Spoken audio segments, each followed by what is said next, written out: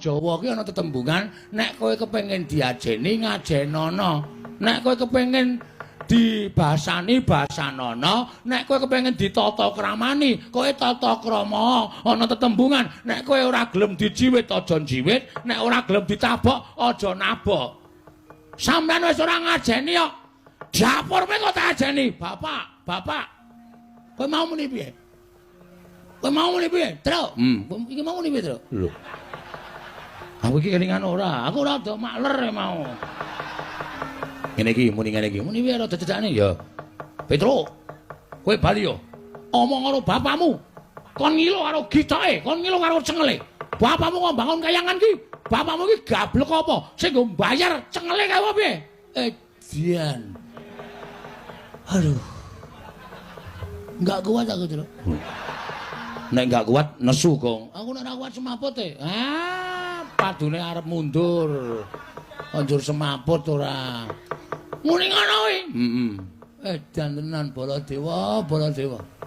Aku tak takon karo kowe. Ora basa barang. Tuwa aku mbangane kowe.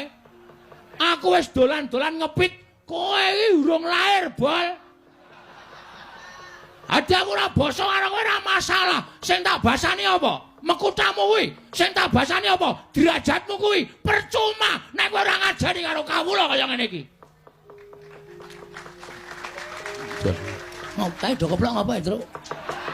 Seneng karo omonganmu. Omong ngono kon ngijoli dhuwit wae. Oh ya. Ngijoli dhuwit wae ora.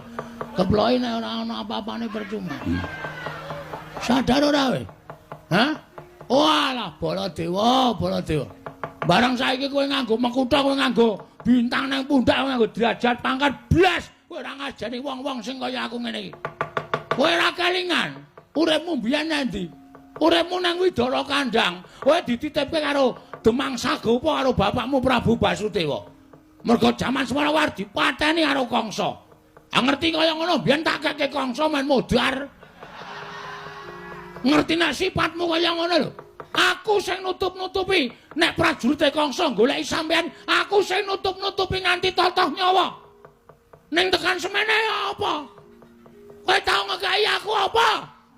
Enak banget ya. Enak. Saya nek esuk kae luar biasa rasane. Ha iya. Hah? Mula sampean iku kudune sadar ora sampean ae dhewe.